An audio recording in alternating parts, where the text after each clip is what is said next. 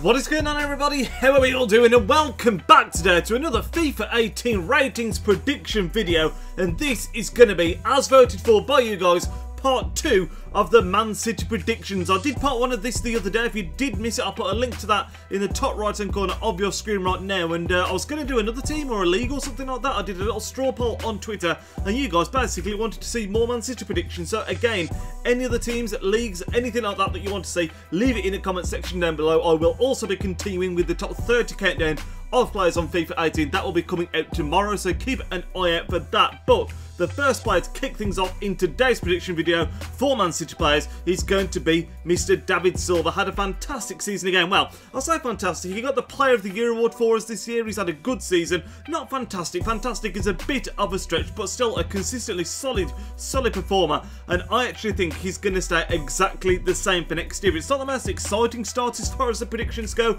I've made a couple of tweaks to his card. I've reduced his pace by 2 down to 66. He's a player that doesn't particularly rely on pace, and I think with him obviously getting a bit older now, FIFA, EA tend to usually lower the pace down a little bit traditionally, but I've also taken up his shooting by 1, and the reason for that is, believe it or not, it's quite strange. I was looking at the season statistics not long ago when I was putting all this together.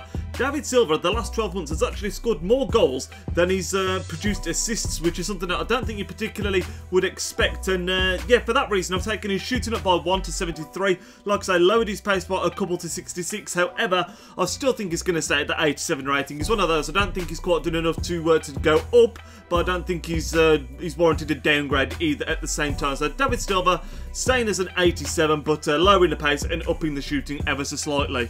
So the next player that we're going to be taking a look at is going to be ALEKSANDAR, a player that since he's been at City, and he's been at City now for quite some time, he's never really been a fan's favourite, he's never really set the world alight, and this year actually sparked a bit of a change for him. He started out the year on FIFA as a 79 rated left back. He's never been blessed with a lot of pace particularly. He's always been one of those defenders that really, I think he's, as a left back, he's been better going forward than he has at the back. But this season has seen him, he's had to adapt a little bit under Pep Guardiola. He's played a lot more at centre back than it has at left back, and I've reflected that in my prediction for him next year. Again, similarly to David Silva, I don't think he's warranted an upgrade or a downgrade really, but it will be interesting to see if EA do convert him to that centre-back position. He's played more games there than he has at left-back, and again, similar to the David Silva card, I've tweaked with his card a little bit. We've upped his physical by a couple, I think, due to the fact that he's been playing centre-back, and I think he's looked half decent there. That warrants that, and also his passing going up by 1 as well, due to the fact that he's been playing that sort of ball-playing centre-back position for us. Now, next year, it's going to be interesting to see if he starts that often again. Obviously, Pep Guardiola looking to bring in some new players, the likes of Walker, Mendy linked in at wing-back, so maybe you will see Kolarov just as a centre-back, or perhaps only at left-back when he's called upon due to injuries, that kind of thing. But yeah, similarly to David Silva, not doing enough to warrant an upgrade, not been poor enough to warrant a downgrade either, but that position change will probably make him a lot more usable on FIFA. The pace wouldn't be the worst, decent defending, decent physical as well. So yeah, be a good upgrade for him as far as FIFA goes. Well, a good position changer, I should say, as far as FIFA goes. But another one that's not the most exciting one in the world, it must be said.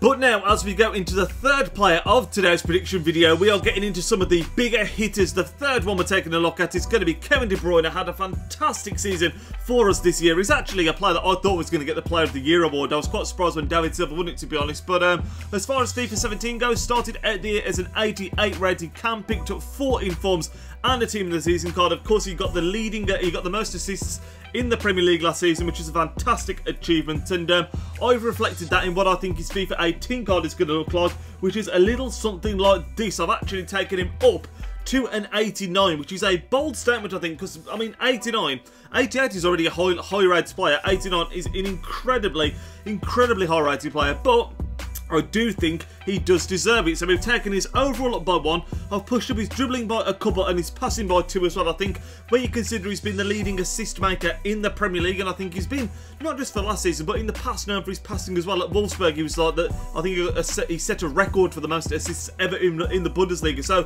for that consistency in performance for the last 2 or 3 seasons now, I think he does deserve it amongst the best passing on the game, which is why I've taken it up to an 88.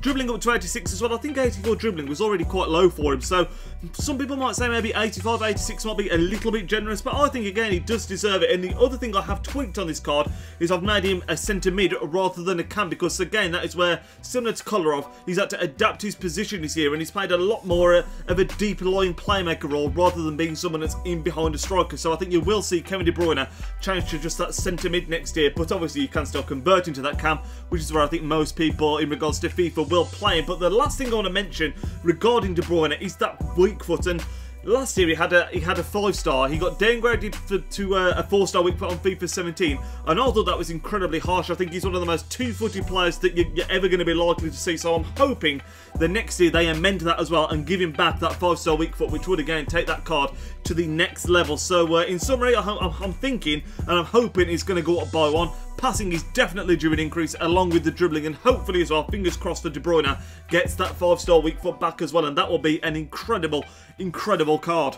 So the penultimate player that we're going to be taking a look at is someone that hasn't technically joined Man City yet, and that is Dani Alves, a player that's, I mean, it's been rumoured to be going on for a long time now, and everyone's saying that it's on the edge of happening. It's only a matter of days, people are saying now. So Dani Alves looking certain to join the club. He's had a good season again at Juventus, even though he's 34, still seems to be able to perform at a very high level. I only ever really see him in the Champions League, and there, once again, he's looked like an absolutely sensational option out on that right-hand side. But as far as his season's gone with Juventus, had a solid one, like I say, picked up 3 special cards plus an SBC card. The first one being a team of the group stage card, picked up a right midfield man of the match card, which is a little bit more interesting, and also, of course, got featured in the team of the year. But despite the fact he got in the team of the year, I don't think he's going to be due for an upgrade. I think he's an 85 rated already. That's very, very high for a right back. He's 34 as well. So I actually don't think his card is going to change at all as far as stats go. However, I wouldn't be surprised if you saw him as a base right wing back rather than just a right back. Because again, I was looking at the stats of Dani Alves and all the where he's been playing for Juventus. He's actually played quite a lot of football as a right midfielder / a right defensive mid as well as right back as well. So maybe when you sort of mix all that together, you could see Dani Alves becoming a right wing back next year. Obviously not a massive change, but still a slight tweak to the card. Like I say, I reckon his stats are going to stay exactly the same. Don't think he deserves an upgrade, but I definitely at the same time don't think he deserves a downgrade either.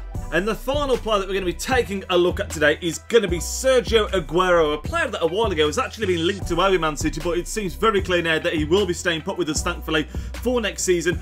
Had one of those seasons where I remember seeing at the end of the year that it was his highest scoring season in a Man City shirt, and it sort of didn't feel that way. He was in and out the team with injuries a couple of times, but still managed to bang the goals in, as Aguero always seems to do. He started at the year as an 89 rated striker, didn't get an upgrade or a downgrade, of course, but he has picked up 3 special cards. His 2 are in forms, a 90 and a 92, and as well as that, he has also got a man of the match card, which is the 91 in between, of course. But Aguero for next FIFA, again, I actually don't think it's going to change whatsoever. I know that some of these predictions might be seen as a bit dull, but because of the season that Man City have had, I think Aguero has been absolutely sensational. I think he's had a fantastic season, but he's already an 89 rated striker, and I don't think he's done enough, despite the fact it's been his highest scoring season in Man City, to be taken up to that 90, the big 90. I don't think he's done enough to be put to to that level. So I think he's still going to say it's an 89. I don't think his stats are going to change at all, and if they do, I don't think they're going to be major changes. I mean, his shooting is already 88, which is incredibly high.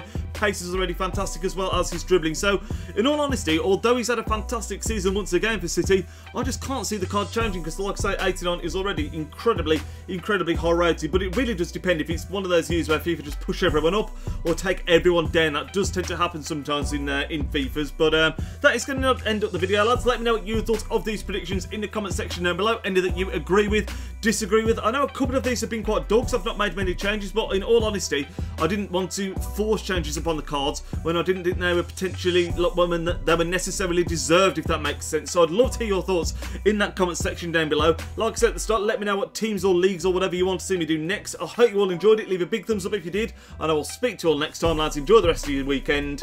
Nidge out.